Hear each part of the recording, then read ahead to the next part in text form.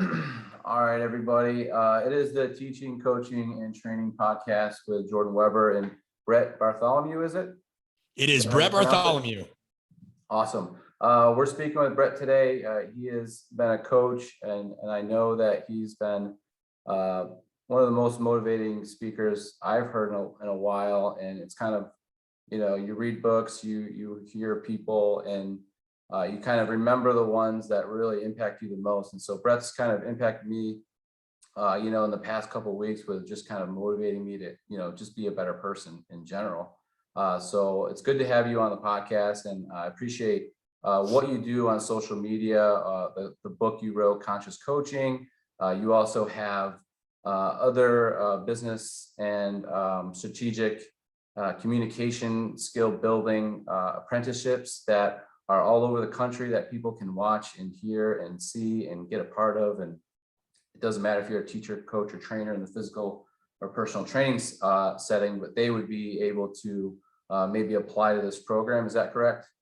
Yeah. I mean, listen, at the end of the day, and you touched on a lot of points there. I started off in strength and conditioning, working with primarily pro athletes, collegiate athletes, what have you, and then wrote a book. That book transcended and got into different aspects of the medical world, military world, and corporate world. And so we've expanded everything we do at Art of Coaching now to really mean art of leadership. So anybody that is teaching, guiding, orchestrating, mentoring, anything under any of those terms, that's what our work's for. So we do experiential workshops where people that really aren't just wanting death by PowerPoint, but people that actually want hands-on, getting up, interacting, video breakdowns, reviews, all those kinds of things. That is really what we are about. Home and hearth of what we do is making people put skin in the game and learning how to interact in real time, because that's how life happens, right? Right. Have you been to any universities to speak on your apprenticeship and held any seminars at universities beside strength and conditioning programs? Or we worked with Creighton University. I've spoken at the University of Nebraska, Kansas State University. We actually have our courses implemented at Kansas State University for part of the undergrad curriculum. Our digital courses are part and parcel with that. I was an adjunct professor at Maryville University and just outside of St. Louis. My doctorate is all workshops and all of our content is predicated on stuff that I'm researching for my doctorate. So all of this is tied into practical aspects of research in real life. I think that's the big thing that we look at that separates us is you see people out there sometimes that are just academics and not to, take away from that, but sometimes their work isn't always the most practical, right? That's why that term, the ivory tower, exists. Then you have popularizers, people that probably don't pay homage to academia's work and they don't have, kind of all the details they should. And then you have some people that are just in the field and not, really hands in those areas. We have our hand in all those pots.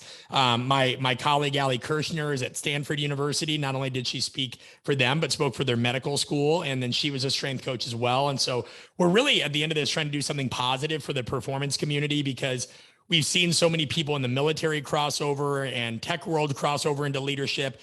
But growing up, I've never seen a strength coach or anybody on that side do that. And we want to open up opportunities for more coaches, right? Where we got really tired of seeing strength coaches depicted as weight room people that just do sets and reps. There's a whole different element of that professionalism. Sure, there are some people that's all they care about, and that's fine. There's nothing wrong with that. But there are others that got into it because they love coaching and they love leadership, and we want to share that with a broader audience. Nice. And that's how a lot of physical educators feel. They feel like we're just gym teachers. We feel like we just roll out the ball. We don't really give that much meaning in a school system. And a lot of teachers may play that role, right? And a lot of phys ed teachers are gym teachers. In fact, they do roll out the ball, or they don't really teach. Maybe they just plan on coaching after school and they don't look at teaching as a real profession or whatever it may be. And I see the teaching aspect of physical education. I see the training aspect of clientele and corporations and businesses, and then I see obviously the coaching factor with athletes.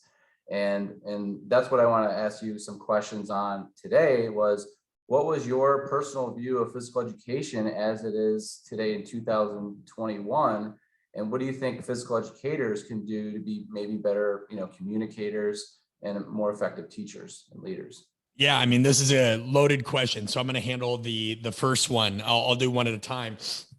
And if I heard you correctly, it was along the lines of, what was my view of physical education growing up? Is that the core of the question? Yeah, I guess what was your view of physical education growing up, and where do you think it is, and where do you think it needs to be? Yeah, I loved it. I mean, I'm a physically active guy. I grew up in the Midwest, so we climbed trees, we played football, we went out in the park, we played ghosts in the graveyard at night. We did all the things under the street lights. It's wild because I'm 35. How old are you? I'm 30. I'm 37. Right. No, like, you don't, it doesn't feel like we're old, right? But then you think No. about, I don't see any kids in my neighborhood playing ghosts in the graveyard, running around playing, you see them on bikes here and there and what have you. Right. And I think we always laughed at that at one point in time because you're like, oh, that's something old people say, Yeah. kids these days. But like, it actually just is true. And I think that that's an interesting thing that when you get to that phase in life. But I mention all that because I'm very biased. I've always loved being active. I have a tremendously hard time sitting down. I'm not going to sit here and say I have ADHD, right? I just don't like being stationary. I like walking. I like moving. I like, when I'm kinetic, I'm generally happy. And so, I loved PE. Of course, I didn't like parachute days where you just did the parachute. And I say that because I laugh, right? That's a stereotype of phys ed too, right? Roll out the ball, get the parachute, what have you. But Yep. what you're really teaching is physical competency. What you're teaching is physical literacy. And for anybody that says that's not important, how many of those people have achy backs, have bad joints, are winded going up a flight of stairs? It's kind of like when I heard somebody ask one time, Gary Vaynerchuk, how important is health to business? And he said, well, pretty important, because if you're not healthy and you don't have great physical capacity, he used a different term. He goes, you're going to be dead and then you'll be out of business. And so, I would look back at people that say, oh, physical education isn't important. And I'd be like, all right, well, then you tell me what your solution is for how we should get people moving. Like, tell me that. Right.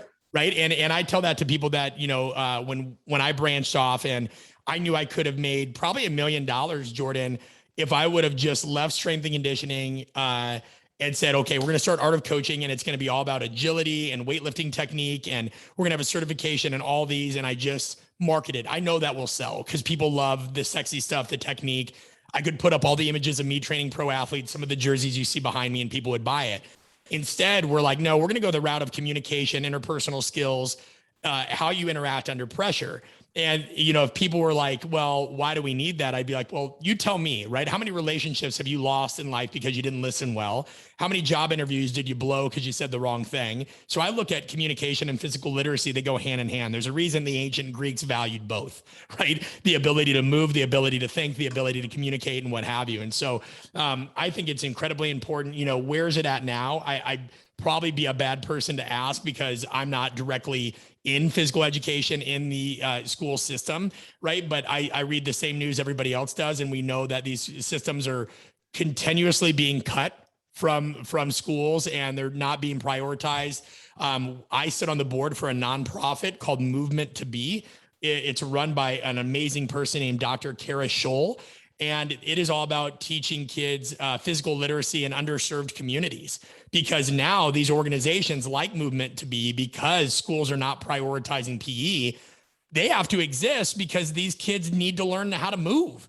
And I think the other thing that skeptics need to listen to, and use this if you want, man, is like, this isn't about Billy, Sally, Susie, and Janie learning the basics of baseball. This is about that kid down the street that has no confidence. They have no confidence. They're struggling to figure out like who they are. They're going through dramatic periods of change in their life and adolescence and their teenage years.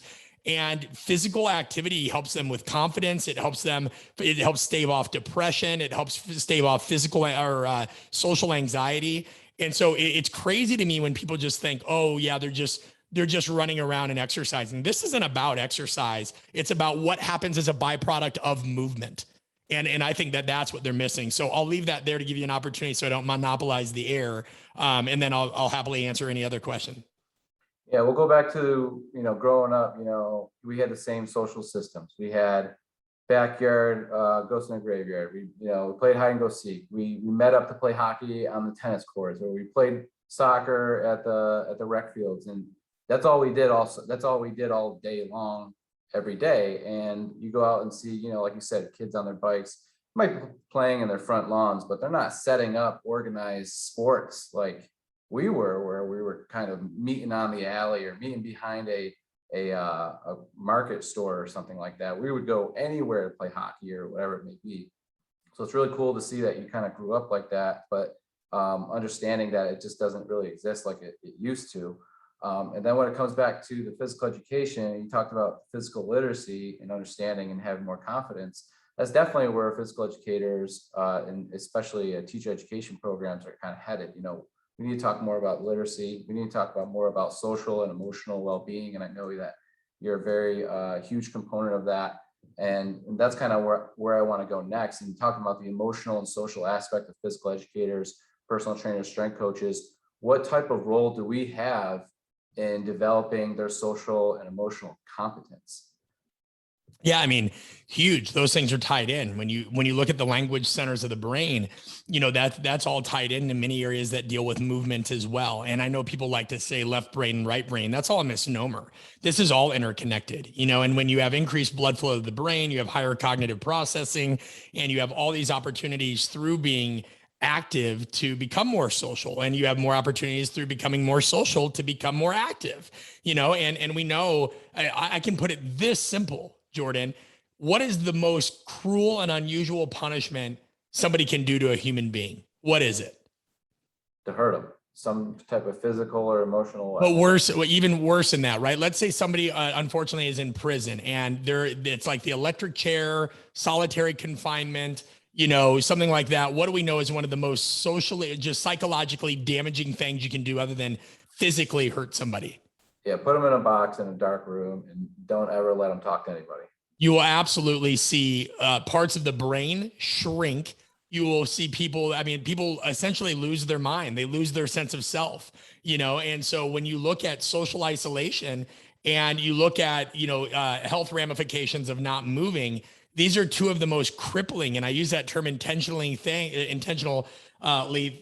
are two of the worst things you can do to somebody, you know? And so when people don't move, I mean, everybody's had that day. And listen, I want to make clear to your listeners, because I'm sure most of them, you know, love what you're saying and what have you, but there's always detractors. You're not talking, I don't know if they can see me or not, but I'm not some guy that I go work out 3 hours a day, right? I have my days too, where I don't feel like doing anything. The emotional load, I own my own business. It's a family owned business. I'm trying to write a second book. There are days that I have massive cognitive overload. You know, after even I do podcasts like this, I need a reprieve. I'm very much extroverted in some situations, but it can drain me, right? And I say this just because I don't want people to think, oh, here we go, another health nut talking how important movement is, some guy that just loves weight rooms and whatever. No, I have my days where I just wish I could hit an easy button too and get all the benefits of physical activity and not do it, you know, where you're just in a funk. But here's the thing. I also know that just going outside and walking for 10 minutes and having a conversation with somebody while being outside and walking for 10 minutes sometimes can take what was an awful day and completely spin it, give me a new idea, and we get rolling. You know, you see these things happen in human beings for a reason. There's a reason that we see a release of endorphins and all these things when we're active.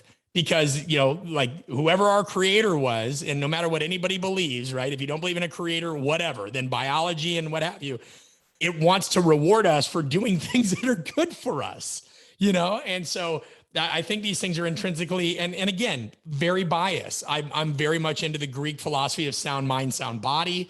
I don't know how anybody could not be. You know, I know there are geniuses and people that did not value physical activity.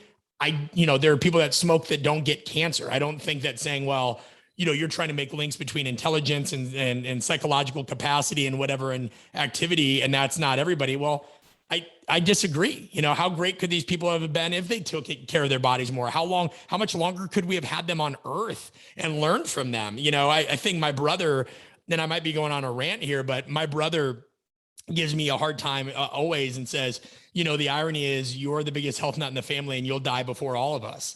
And I always thought that was a really weird thing to say. And I said, you know what, maybe you're right, man. But the vitality that I've enjoyed in the years that I have has been tremendous. I've climbed mountains. I've done this. I've swam, and I haven't had to sit there and be like, hey guys, hold on, you know? And so, I don't know that that's a great counter argument, you know? Yeah, physical activity is definitely, I mean, especially on the hardest days when you don't want to do anything. I mean, I have a gym here and it doesn't motivate me to come in here and work out just because it's attached to my house. And I know you have that too. And it doesn't mean it's easier just to step into your garage gym. It's not. You still have to motivate yourself and get up and move and do what you have to do to move that day. But you talked about movement to be physical literacy for people that are underserved. Can you talk a little bit more about that?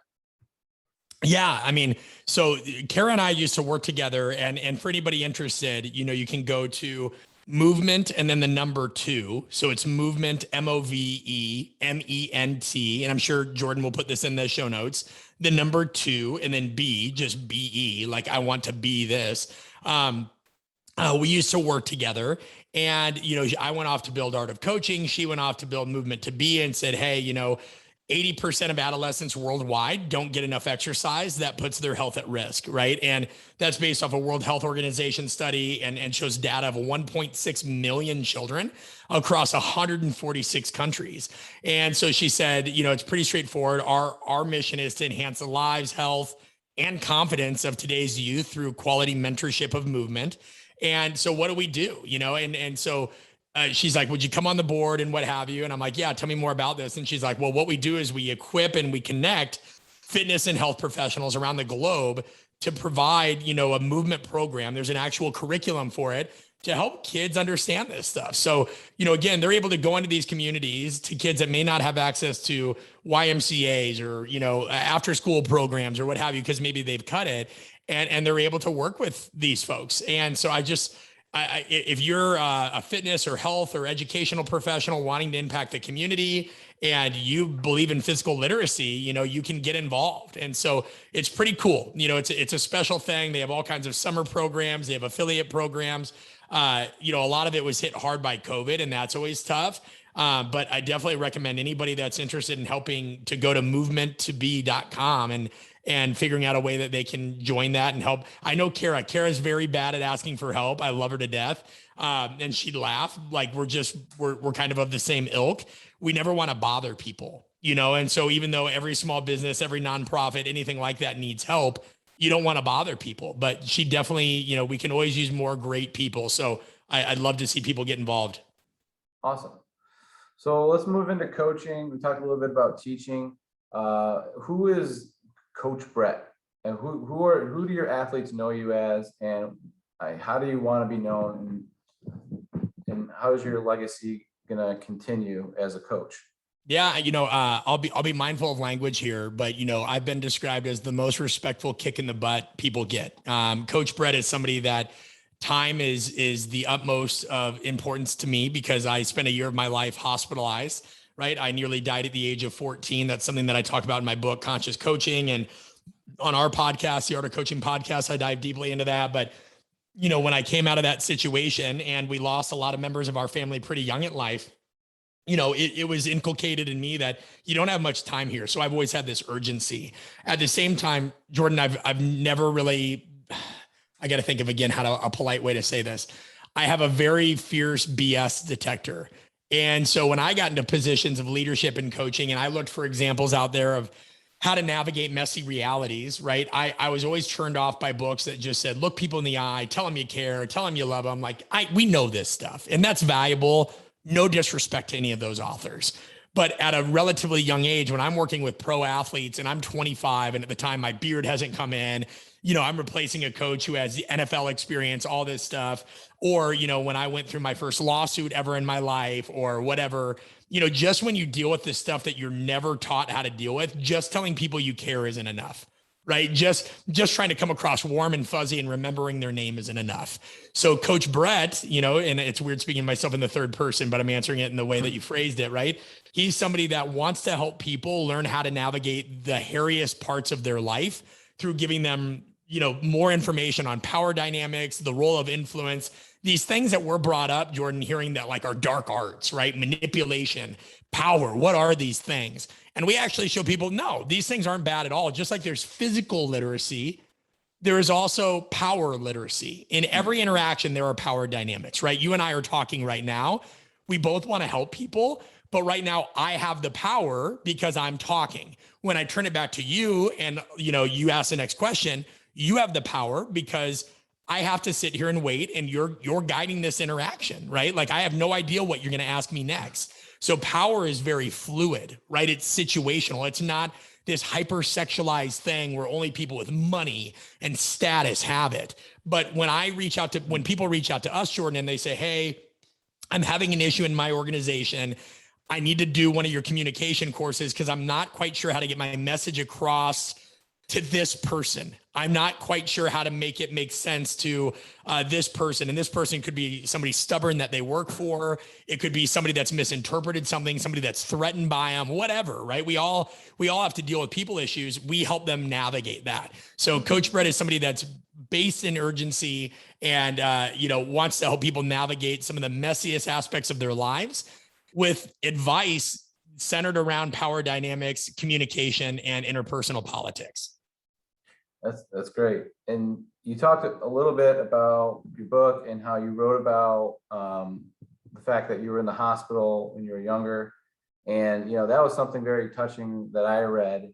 And I thought about it, and I just thought about just being in your shoes in that hospital, and being depicted as someone that you weren't, and having to figure it out on your own, and having to, find books and hide those books on the way in, and read those books when they weren't looking, and having to say sayonara to someone that didn't believe in you. And you said that, the hospital staff, you thought they were going to be like, congratulations. And, they weren't even that way. And, and is that where all the urgency came from? Was it right after that? Was it just, I can't let this happen again. I gotta have more control over what happens, and I can't let other things control me? Or like, where was your head at there right when you left?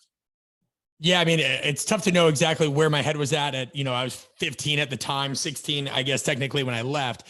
But it goes back to what I said earlier, is the urgency comes from when you almost lose your life at a young age and realize that nobody's going to pull you out of that, right? I didn't have friends visit me in the hospital. My family and I were in a very contentious time, and what have you. It was me alone. Nobody called to check in on how I was doing, sans, an uncle or extended family member here and there. But like literally none of my friends. The year prior, I'm homecoming royalty, this, that, what have you. Not one person ever checked on me. And so, I think that I learned that you have to fend for yourself a lot. And if I remember correctly, right, you not too long ago, like 5 or 6 weeks ago, celebrated your fourth anniversary with your wife. Yep. Right. And so, if I remember correctly, just kind of learning a little bit more about you and doing our research, right? Ruth, your wife, had Hebrews 6:19 on her profile. And if I remember that correctly, it's, we have this hope or anchor for the soul, firm and secure, and it enters this sanctuary behind the curtain, right? And I'm paraphrasing, but, I had to learn a lot of how to find my own sanctuary of who I am behind the curtain. I had to deal with something early on in my life, and my story is no better or worse or different than anybody else's. Everybody's got their own stuff. I'm never saying that you have to be in a hospital to learn who you are or what have you. But, I remember when I was leaving, to give your listeners context, there was this nurse that was incredibly Machiavellian, just really not a good person. She talked down to a lot of the patients there, wasn't interested in helping many people. And literally, as I'm walking out of this hospital for the first time in my life, she goes, "You'll be back." And I remember thinking, yeah, I'll be back to talk to every single person you can't help, and so the urgency there was, I can't believe there's people like this in the world. Also, I don't think people know oftentimes that as much as we want help from other people, and that's great if we get it, ultimately what we deal with in life comes down to us. You have to have skin in the game, and we deal with it all the time as a small business, right? We have people that we put tens of thousands of dollars into the development of our workshops, our online courses, our book, and what have you. And there's people that want things for free. And I say, no, like, you're not going to value it if it's free. You're not going to value it if it's cheap. You're not going to value it if it's easy, and it's amazing how people will weaponize that guilt sometimes. They'll be like, oh, well, if you were in it for the right reasons, you do this. And I'm like, yo, we have a podcast where I've done 180 episodes, and I've given out thousands of hours of content for free every year. Don't try to tell me that because I'm not willing to do the dirty work for you at a discount, that I'm not in it for the right reason. And so that's the urgency, is it teaches you that you got to do the dirty work in your own life. And you don't have time to waste. And that's great if people will help you. And there are going to be people that show up for you in some areas of your life, but you better learn who you are and learn what you value quick, or life's going to get the best of you. Nice. Let's talk about coaching in sports and different power dynamics that coaches have with their athletes and being able to control culture. Who is a sport coach that you look up to or have looked up to in the past that has really helped you become a better strength coach? Yeah, this is tricky, right? Because even though I'm in coaching and what have you, I've never really looked to certain coaches as mentors. It's a super unpopular answer, I know. It'd be easy because I'm from Nebraska to say Tom Osborne. And while Tom Osborne's a legend and all these things, right? Like I've never really identified with it. He's got an ultra conservative view on some things that probably aren't for me, right? Just like I have views that aren't for other people. That doesn't mean I don't respect him. I think that guy is amazing, right? There's things about Nick Saban that I've never met Nick Saban, but I admire. And I think sometimes people confuse aggression, or passion for aggression. Nick Saban often has a stigma that he's some dark kind of persona and what have you. I think Nick Saban's probably a genius at how he deals with people. And I'm somebody that I don't beat around the bush. I'm a very direct communicator, and I'm direct because I respect you and your time. And some people might be like, whoa, but I'm not the guy that's going to go up and hug somebody and be like, it's okay, Jimmy. I'm going to be like, all right, this sucks. I understand it sucks, but here's what you did wrong. And here's how we're going to make it right. Let's get to it, Right. So I value kind of people that are in the gray area. I know that's a non-answer and I wish I could give you one person, but I'd be lying to you and I'd rather not do that. I think that I value people that are in the gray area. I think that I would challenge people's traditional conceptions of coaching. And we talked about this at our apprenticeship workshops. And, shameless plug, you guys can go to artofcoaching.com/apprenticeship for that. But I say there are people that loved John Wooden. And John Wooden was the classic kind of father-based figure, taught them to put on their socks, tie their shoes so they didn't get blisters, right? And then there are people that loved Bobby Knight. And Bobby Knight threw chairs and choked kids. And that may not be for somebody. I know I don't want my kid choked. But there are people that love Bobby Knight and wouldn't have played for anybody else. And who are we to say what's right and what's wrong in the context of how those people did things, right? Like that is not for us to judge, because effective leadership is all about fit, right? Effective leadership is not, let's say I'm the most warm, fuzzy, grandfatherly figure ever. Does that mean that just because I'm honest and I'm a good communicator and I want the best for others and I'm a great teacher, does that mean, Jordan, that I'm going to be a great leader in every scenario? No, right? Like, just like I could speak at a college here in the United States, and then I could go present in Beijing, and certain metaphors and analogies will land here that don't land there, and certain techniques that land there don't land here. We've lost that in today's society. We've become so polarized between good and bad and right and wrong that we've lost the gray area. And I liken it to parenting. Do you and Ruth have kids? Yeah, we have one boy. He's 2.5 months. Oh, beautiful. Like we have, ours will be 2 in December, right? At the time that we're having this conversation, it's what, August 18th. In December, ours will be 2. And it's like that. I'm not going to tell you how to parent, Jordan, and I would hope that you wouldn't tell me how to parent. Now, there are certain things that I think culturally we can agree on parents shouldn't, do, right? Abuse your child, right? But does somebody spank their child? Is that right? Is that wrong? Like, the gray area of leadership is not that different than the gray area of coaching. You have to understand that, like, there's a lot of things that you don't know. I don't know. It's got to be a fit. It's situational. It's messy. Right. And so that's why I value people that can kind of surf that curve in that gray area. And that's what we try to create at Art of Coaching. So it depends. You have to adapt. And I know that's one of your strong suits. And I teach adaptive physical education. I've been teaching it for 10 years. So I've been working with people with disabilities, and what got me into that was my uncle, who has an intellectual disability. And I know that you have to be able to have variety as a coach or trainer. You can't say, oh, I'm going to be the type A personality or type B. You might have to be situational depending on the athlete or student and how that may be. They might have a physical need they need, or an auditory need that they need, and you might have to just change the instruction for them. But before we get away from coaching in sports, I see the jerseys behind you. Obviously, my favorite one on there. What one do you think is my favorite one on there out of the 1, 2, 3, 4? Well, this is the first time that you and I are talking. And so, the context here is I don't know a ton about you and your sport predilection. So this is a complete up in the air guess. Okay. Kyle Rudolph or Patrick Chung? Never mind. You're a Bills fan, aren't you? So Yeah. Richie Incognito. Yep. Yeah, there you go. Yeah. How was it training with him? Richie is somebody that I hold very dear in my life. I worked with him. I always have to be careful quoting because I feel like somebody in cancel culture will say, you said 5 years, it was 4.5. I think 4 or 5 years. And, he came to our wedding. He's a great person. He deals with his own struggles, as do we all. Right. And he's very open about struggles with mental illness and what have you. And I think that I'm really proud that he came out and talked about those things, because otherwise he was getting judged pretty ferociously in a vacuum. I had to work with him during the year that he was basically kicked out of the NFL because of the things that he went through with another team member and what have you. And it was hard for me to hear what the media was saying about him when I knew him as a human being. At the same time, we all knew why the media might say those things, because it's very easy when people from the outside looking in just go with what they're shown in the media, which is very rarely the real story, right? I cringe.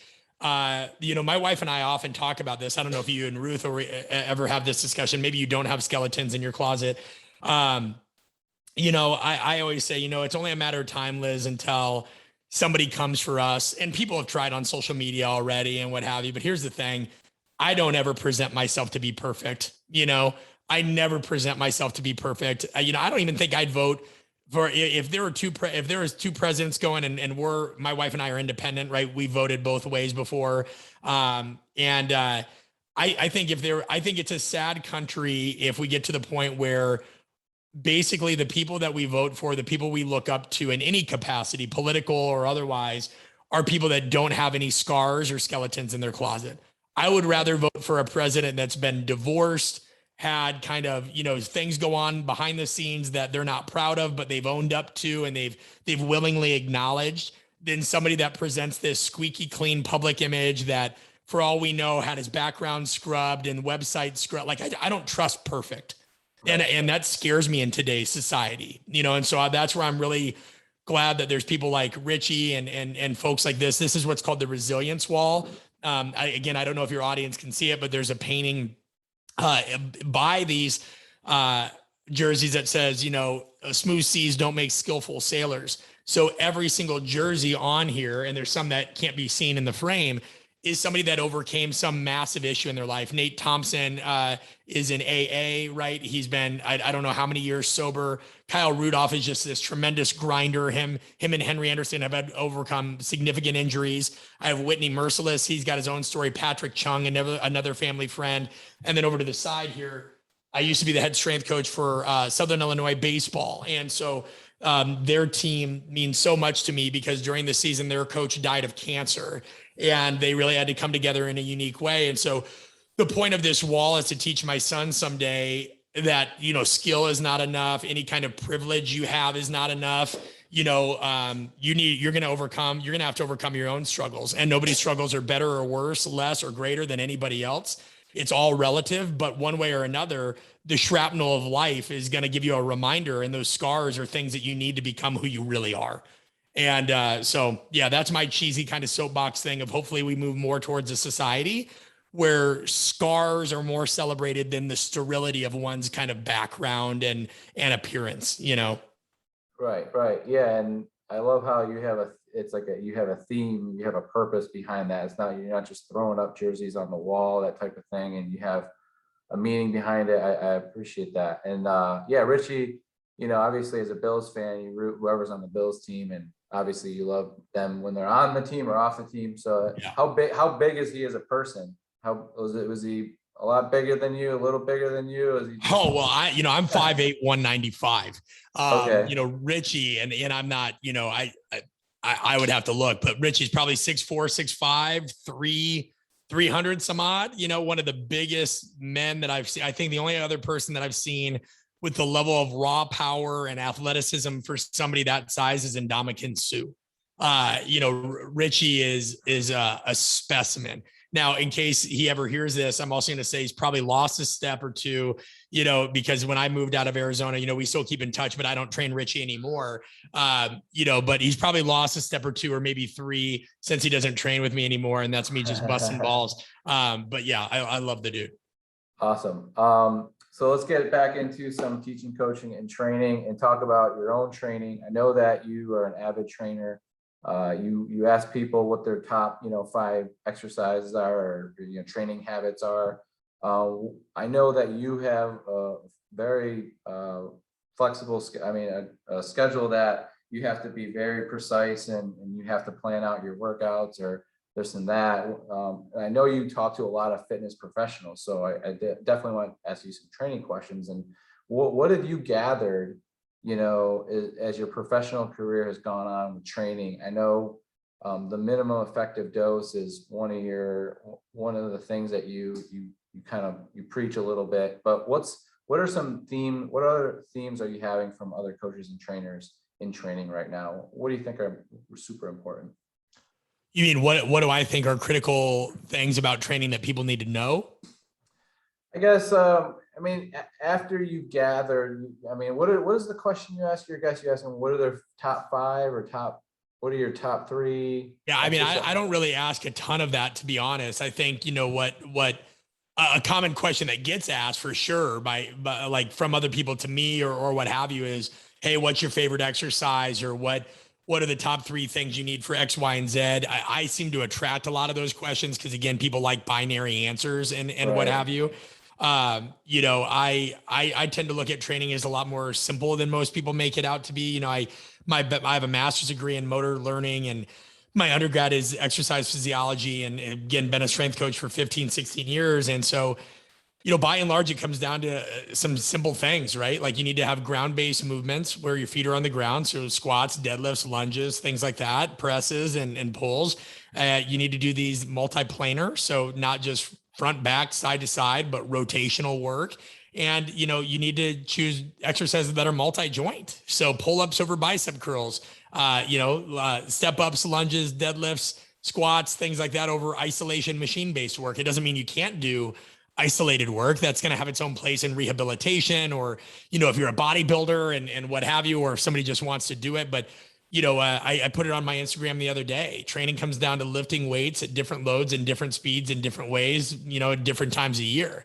And, I'm pretty turned off by that world now, frankly, just because Instagram has made everything look like it has to be 5 variations for the deadlift, 32 bicep variations for bigger peaks on your biceps, 45 ways to get faster. It's like, Jesus, this is not that complicated, right? You want to get faster, you better lift weights, you better sprint, and you better do plyometrics. And I think that's, again, I probably lost a following for that, to be honest. We know that, again, our Instagram following, it's like at 98,000 right now. I probably could have a following of 300, 400,000 if I just showed exercises, because there's an endless market for that. There's an endless market. And on my Instagram, I'll still show, you mentioned it well, right? Like there's a video of me the other day just banging and clanging in the garage. But that's me as a person, I try to show on my Instagram who I really am. I don't try to just, my page isn't 3 ways to deal with difficult communication, 4 ways to do this, 5 ways to, propose to your wife, when you're nervous. And I'm like, hey, I'm Brett. I'm a bearded wonder in Atlanta, Georgia. I am very weird. I have a passion for understanding psychology and human behavior and coaching. I train, I do this. And I think I'm somewhat of an entertaining follow, but I also know that there's people out there that are, oh man, just tell us what you did with Julius Peppers or whatever. And I'm like, man, that's just so boring. Like to me, there's 8 million other accounts like that out there. What, at some point, like what differentiation would I bring to that, And also I just think that a lot of that is, if people knew behind the scenes, half the people that ran those accounts and how full of it they are, or that half of those exercises might look cool, but aren't going to provide you with any real value. People push, pull, squat, hinge, lunge, sprint, run, and throw. Right. Yeah, that's awesome. And let's talk about you kind of a little bit more personally as a father, and how that has maybe changed you as maybe a coach or a mentor. Has that changed your outlook as far as how you view people? Or was there a big change after, your son was born, and how you manage? Obviously your time management skills had to increase. I've learned that in the past 3 months. I've learned how to deal with not getting sleep and stuff, but how has that affected you in your profession? Yeah, I think if anything, it's just heightened it. I know that's an unpopular answer, but so much of my awakening came from things that I dealt with early in life. So I've always prioritized my time. I've always done this. And I think the biggest change has been my wife moving into the company and us becoming even more strict about boundaries.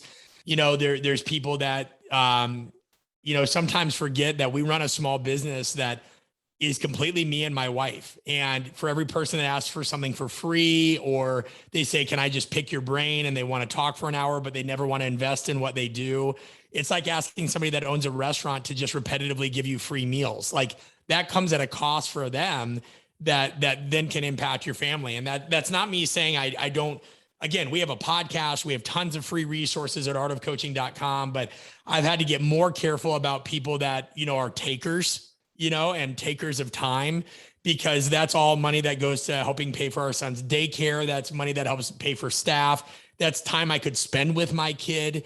I used to be able to walk around the block and let somebody pick my brain for an hour. And then I realized that a lot of these people, the questions they ask are valid, but we've answered them now on a podcast or a book or what have you. And gee whiz, like, I've never reached out to a bunch of people and said, let me just get an hour of your time without doing my due diligence first. And so I think it's made me realize just sometimes how unaware some folks are, even if they mean well. And I'm sure I've been that in the past. But, when I reached out to people in the past, when I had questions, the first thing I would do is go to their blog or their podcast or their website. So then if I did reach out to them, I could at least say, hey, Jordan, I have a quick question. And by the way, I've reviewed my notes for the course, which I paid for, or I went to your podcast and listened to episodes 38 and 39. So I want to respect your time. Here's my question. But generally, I just get so many people that are like, hey, can you meet up for coffee? Hey, can you do this? And they sometimes forget I run a small business, and every hour I'm gone is time away from my family or time away from providing for my family or my staff. And I struggled with that early on. That I don't struggle with it now. But I struggled with it early on because people would weaponize guilt, and they'd say, oh, if you're in it for the right reasons, or I thought you were a leader in our field, or, hey man, I'm just trying to do this. So-and-so gave me a moment of their time, but I guess you're too important. And what I realized is if people react like that, that says a lot about their emotional maturity. And, I think that there's a lot of people that just don't have that level of skin in the game, where it's a very unique position. If you're a small business owner that is family owned, you have your kid, you're trying to make it during COVID. We have a lot of loyal supporters that, really dive deeply into my stuff. And my hierarchy is my family gets my time first. The people that dive deep and support and have put skin in their game to support what we're doing get my time second. Right. And then everything else is tertiary to that. And that doesn't mean I don't value those people as people. It just means I have a commitment and a responsibility to customers and my family and what have you, people that are fully invested in what we do. And so I think it's just even strengthened that will to be like, I'm sorry, you can say I'm rude. It's like that Eminem song, The Way I Am. They can call me whatever term they want, but these are my priorities. And if you actually value my opinions, then you should have no trouble investing, because we have things that range from $7 all the way to $30,000, right, depending on how deeply you want to dive. And so I'm not scared to put those boundaries up more. Yeah. And, I definitely appreciate your time and hope that we can work together in the future, as whatever it may be, me going to apprenticeship or having you host something here on campus. What is something that you could bring to, let's say, the College of Health and Human Services here at UNCW? If you came to like a retreat style, maybe 1 day, 2 day, 3 day seminar, what type of communication grouping, and I've seen these on some of your Instagram videos, is I know you do a lot of improv and communication battles and not battles, but just group oriented situation. We put people in situations, right? We put people in situations, because that's how real life happens, right? We find ourselves in situations that we're not always prepared for. Oh, my flight got canceled. I got to go talk to the ticket counter. What? My girlfriend wants to break up with me. Oh my God, I need a raise. Name it, right? And then what I always find funny is, when do we ever get training for this? Right? Like, don't you think, and this I think should mean more to you than most people, because you see how physical education gets cut. Don't you find it odd that in school, we not only don't prioritize physical literacy, sex ed is taken out. You never really learn how to communicate, especially during conflict-ridden scenarios you find in life. And then you also don't really learn a lot about finances unless that's your major. And so it's like, how are we prepping society when we're like, yeah, we're not going to teach you to be active. We're not going to teach you communication. We're not going to teach you financial literacy. We're going to act like sex is this awful thing that we shouldn't talk about. And then we're going to wonder why massive amounts of people go to online sites and whatever, right? Like we take out all these things that are part of the human experience. And then we expect to have socially adjusted humans. And so we put people in situations that they deal with in real life, and we have some fun too, right, Jordan? Like we have 3 levels of the word improv, right? The etymology of this, the Latin phrase improvisus just means the unforeseen. And so much of improv is not about comedy, though it can be comedy. It is about improvising and being resourceful, right? Right now we're improvising. You have no idea what I'm going to say next, do you? Oh. We've not scripted this. I have no idea what you're going to say next. Are you going to get in your car today at some point? I have no idea. Okay, but let's say you do. Do you know if somebody's going to cut you off in traffic? I have no idea. Exactly. We have no idea what's going to happen. So what we do is we put people in situations that could happen. They might be possible. They might be plausible, what have you, but they got to think outside the box. So, an example of things that might happen, let's say somebody came that's an athletic director and they need fundraising. We may say, okay, you're in a meeting, you've got to meet with donors, and you're meeting with a donor that's been involved with the university for 35 years. They're very stuck on their ways. They want to see any kind of proposal laid out on a PowerPoint or an iPad. They're very visual. You have another donor that is more analytical. They're going to fire a lot of questions at you. You have 3 minutes to deal with their questions and also to present something in a visual way to this person. And all you have is a whiteboard and a marker. Here you go, right? We might have something that vague. We might have something where it's like, somebody's like, hey, my romantic partner doesn't listen to me and they don't ask a lot of questions. And I just feel like they really struggle with this. So we put them in a situation where they have to deal with that. We might put people in completely different situations. Let's say you have nothing to do with being a surgeon, right? You're not a surgeon. But we say, hey, Jordan, you're a surgeon and you are walking into a room where you have some other people working with you and something goes wrong in the middle of the surgery. And, you've got to get to the bottom of this. But the issue is you can only solve the problem through asking the other people in the scene questions, right? Socratic reasoning, basically. So we put people in real life situations. We put people in situations that are real life, but are heightened. We put people in situations that make them think, oh my God, this is hard. I have no idea what to do, but I need to work my way out of this corner. I need to work my way out of this corner. Because guess when that happens in real life? COVID, right? Like it's amazing when people will be like, oh, this would never happen and what have you. I go, oh yeah, let me tell you about something that would never happen. What if 2 years ago you came to an apprenticeship and I said, hey, Jordan, a pandemic has hit the world. It is shut down. There are mask mandates around the world and the government is trying to get people to get a vaccination. And no matter how you feel about the vaccination or not, you never really know, is it safe? Is it not safe? Government leaders don't really know what to do. Entire parts of the supply chain are shut down and people are hoarding toilet paper. How do you think you would have responded to that? Yeah, it would be like, this is like a movie, right, or a dream. And it's our life. Right. And so that's the value we bring. Is we say, all right, let's say we didn't do this. Same thing. If we're not going to do physical education, how do we help kids get more fit?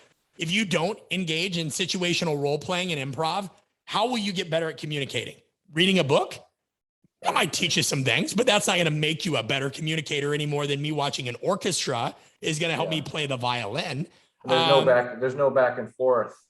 It's just, you're just consuming and maybe not listening and it doesn't matter because you're not writing or just kind of digesting information. And communication, obviously is really hard thing. And sometimes, me and my wife and I, we get in arguments over the littlest of things. And what are some ways that just people in their relationships, what are some things that maybe you've struggled with that you've learned how to deal with, or that you can give as far as relationship advice with your spouse, because that's a different level of bond. It's not you and your athletes, it's not you and your parents, it's someone that you're living with, you're sharing space with. Obviously for you, like you said, there's got to be boundaries. Obviously you've developed them. But, just being a better communicator so we don't argue as much, I mean, what advice would you have for people like that? Yeah, the top advice I'd give, and there's a litany of it, right? It's tough to consolidate what has essentially been 10 plus years of work into one piece of advice. But when it comes to relationships, you need to understand that information is a gift, right? We need to listen for sure. But, I'm very open about, my wife and I have disagreements as well. And I teach communication, right? That nobody is absolved from miscommunications with loved ones and what have you. Like that's going to happen ubiquitously. The issue is I'm very big on self-disclosure. I'll tell you what I'm thinking. I'm telling you why I'm thinking that way. She will shut down, right? When she's angry, she will shut down. And it doesn't mean I'm right, she's wrong, anything like that. But when she shuts down, it makes me more frustrated because I'm trying to work through something and I need to know where she stands on certain things, or I need to understand why she gives me a certain response or lack of response. And sometimes she doesn't know how to respond to those things because she just shuts down. Right. And so, one thing that we were working on is understanding that and improv teaches you this as well. Even if you don't know what to say, give some information, talk about, all right, I'm feeling this way, or this is what I'm perceiving that you're saying, or this is what I'm hearing. And this is, or even just saying, hey, I need a moment to process this right now before I can answer in the way that you'd like me to. Even that's better than just shutting down and not letting me know where you're at. Right. And that again is the value of some of the goofier improv games we'll play, like warm-ups, where, let's do a basic word association game, right? But just have fun with me. It's better if you screw this up because then your audience, all right. So if I say orange, say something. Orange. Sun. Okay, sun. Grass. Mowing. Hate. Speech. Physical. Performance. Ball. School. Children. Playing. Great. So you said something in response to all of those. The worst thing you could do is say nothing, because now you've completely stopped the exercise. There's nothing more to be gained from that. Where if you keep going, even if I said children and you're like pickle and you're like, why did I say pickle? Right. Look, we're not going to psychoanalyze that. Nobody cares. The fact is you said something. It was just an association game to get your nervous system going, right? Information is a gift. So yes, you need to listen. I don't want to give somebody the same standard advice everybody gives. You need to understand that information is a gift. Self-disclosure is a gift. Give your partner something. Otherwise, the conversation stops. And if the conversation stops, now you have real issues. I like that analogy because the opposite is true in our relationship, where I will not say anything while she's talking to me, and that drives her insane. So I think that would be something to think about, is saying a little something like, hey, just let me process this. I'm not sure, because the last thing they want to hear is, I don't know what to say. Oh, it'll drive me nuts. If I was your wife, I'd lose it. So Ruth, I don't know if you're going to listen to this, Ruth. You and I are very much alike. And yeah, I mean, it's just like you just saying, hey, this is a bit overwhelming for me. I have to process it. You know me, I'm somebody that likes to think, right? I'm talking as if I'm you. Right. Just, I owe you, I love you and respect you enough that I want to give you a response that's adequate. I don't have that right now. And I know that might seem weird because you and I are different in that. I'm just asking, like, give me a moment, because the last thing I'd want to do is misspeak and think you mean, I mean something that I really didn't. And so, Liz, my wife, is working on that. She's just like, yeah, I need some time to like process this. And then I'll be like, okay, but what part of it? Like, is there any part that's connecting with you? Give me what you need to understand, Jordan, is you need to give Ruth something, right? Even just saying, hey, this makes sense why you're mad. I want to tell you that first off. Second, I don't have the response that you're owed right now. I just need to think about this because words don't come that easily to me. Give me a moment, right? Say the obvious. Right. That's the thing. Like, just say the obvious. Yeah, say the obvious. And, just something like that can go a long way. And I'm sure you teach more things like that in your apprenticeship. And I'm sure that you have a lot of commentary after the fact. What are some things that people that have taken your apprenticeship have emailed you or messaged you about that have maybe happened in real life, or maybe a scenario that you're really really happy about? And then we'll kind of end it after that. Yeah, I mean, first of all, I mean, we get these things when people, like, let's say you and Ruth signed up today, a week before the event, we send out a form that's like, tell us about situations you're dealing with in real life. Cause we actually, no apprenticeship is the same. Like we have certain core slides, right? That kind of go into the science of what we're doing and what have you, but we tailor it based off of the things that people coming are struggling with. So our next one's in Seattle. Then we have Boston, Asheville, Nashville, and then the UK. And all of those will be different because some people will have more, hey, me and my wife are struggling. We had an EMT, a guy that was a firefighter that, he wanted to learn how to serve better within his unit. He told us a story about how one time he had to perform CPR on a woman that had been dead for 4 hours because a gang member was holding a gun to his head, basically not coming to terms that his mom had died. And he's like, there's nothing that could have prepared me for these things. And so improv and role playing only makes me sharper at like trying to assess how I deal with like in insane situations. I think the best compliment we've gotten from somebody is, oh my God, this was real life. Like them saying like coming there and learning how to deal with real life, because like we would do something, let's say you and Ruth came, and now I'm going to be on you. You and Ruth have to come. And we would say, okay, talk to us about a disagreement you had. And let's say you had a disagreement, and we're going to be like, okay, with very limited instruction on our end, put yourself in that situation. We're going to videotape it and do it as poorly as you can. Right. So we want you to interact with each other in a way that is bound to make this situation worse. Well, now you're going to act, right? You're going to revert more into yourself. Ruth is going to be more impatient. She's going to be like, what, Jordan? Tell me what you think, Jordan. Like, what have you. We're going to let that blow up. Then we're going to say, okay, now do it almost like the best it could ever be. So good that it's almost fake and fairy tale-esque. Great. Now do it how it really is. And then what we're going to do is you're going to watch those on camera, right? We do abbreviated. We keep it like, 30 seconds to a minute, maybe 2 minutes, what have you. We actually have the world's first social skills based evaluation that can be used in this capacity to be like, oh my God, I didn't know I did that with my body language, haptics, my use of touch was we get very, very ingrained in there. And I know other people have evaluations and what have you, but this one is a different level. And then what we have you do is we have you go do it again. And it's like, oh my God, yes, now I get it. So now you've had that worst case scenario, that best case scenario, that ideal. There's a different level of understanding that even if you don't know what to do perfectly, you definitely know what not to do. And so we're preparing people for real life. That just makes me think conscious coaching, like actually thinking about and knowing what's happening instead of just kind of delivering I guess, whatever to your clients, students or athletes. So yeah, 100%.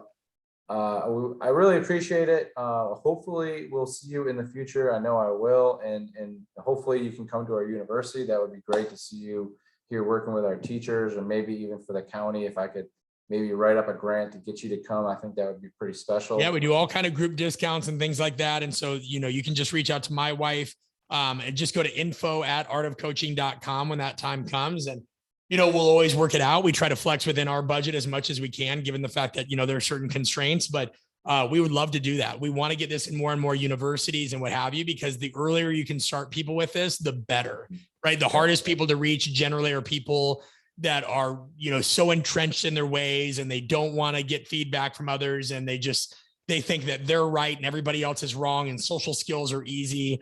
If that's you, not you, Jordan, if that's you listening, you're not our audience, right? Like if you think that you have communication mastered and there's nothing more you can learn ever, you're not our audience.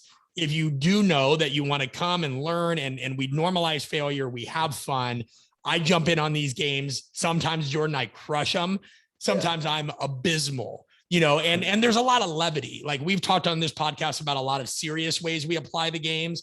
We use games and exercises and training synonymously. We have fun too. Sometimes just like we loosen it up. Improv can be a really freeing, engaging way to kind of get people to like smile and laugh. And so, yeah, we'd love to have you. Yeah, and too many seminars I see obviously are the PowerPoint here. I'm going to teach and I might group you up and have you discuss something, but it's never in a social dynamic, which is obviously where we're trying to head obviously toward obviously after COVID. I know it's a little bit tougher. Is there any COVID restrictions or anything going on for those, or is I mean, it? we bring masks and sanitizer if people are concerned about those things. We keep these very, very small. We try not to have them go. I mean, for special events and in services, we've gone as big as 40, but generally we try to keep it 8 to 15 because we want everybody to get in-depth feedback. Everything we do at Art of Coaching, we're trying to make more and more intimate, because we want to get tactical with people. I'll still go do my one-on-one presentations when people ask me as a keynote for audiences of, 300 to 3,000 to 30 or whatever. But our workshops, we try to keep them small and supportive. So the restrictions, we just try to follow, be smart. We try to make people feel comfortable, but they're pretty safe. This isn't something where people are, we ask people to kind of exercise that judgment. We're not sweating on each other. We're not doing this. You're sharing a space, but you can keep your distance, be as isolated as you want to be, or be as close as you want to be. And it is what it is. We just kind of follow those guidelines. Awesome. And one of my favorite thing is that you take an inventory of what their struggles are before you even go there. You're not just showing up and saying, all right, let's get to know you right this second. You kind of, You've got to have a learning outcome. Yeah, I love that. And you've got to tie it to where they're at, and so, and part of that's, again, it's tied to my doctorate. And so we ask people, there's some questions you're not going to know, because that's the goal. Is when we send the post review form, we send the same thing. And then it's like, oh, hopefully you can answer those things now. So we assess that learning outcome. Like, what are the 8 components of communication? And then like I said, it's name a social interaction you're struggling. So we have this database of, well over 100 people that have said, hey, these are the real things that I deal with. I think a struggle that we need to do, what we need to do better at as a company, is find a way to share those online. I think that as we continue to try to grow in the social skills space, of helping people understand that these are hard skills, not soft skills, is you can tell people about communication all you want. They don't care about communication. What they care about is Betsy Sutherland, who told her story about having to deal with a dictatorial colleague who didn't give her the time of day and made decisions not as part of a team, and that led to some catastrophic failure or loss of money as a company. Oh, now I get why that's about communication. What they care about is Susie Ross, making up names for privacy reasons, who, her second marriage didn't work out because she still wasn't really learning how to communicate and externalize her feelings, right? Like, internalize her feelings and then give external words to those, right? She was like, I hid from myself a lot. I didn't know who I was. So I projected these things onto my partner, and being put in role-playing type scenarios made it so I can't hide. And I had to face these truths. And so we're trying to find a way to share those things without, you don't ever want to seem hokey. And then also, Jordan, you just have to, at some point, you can put the perfect marketing message together and whatever. At some point, the people you want are just going to read between the lines. There's a lot of crappy websites out there that people buy stuff from that aren't very clear. I think anybody that understands the value of communication shouldn't be confused by what they see on our website, but who knows? Well, I appreciate your time, and hopefully everyone gives you a follow, and I hope to see you in the future, and I know that I will. All right. Thanks, guys. Appreciate you all. All right. Thanks a lot.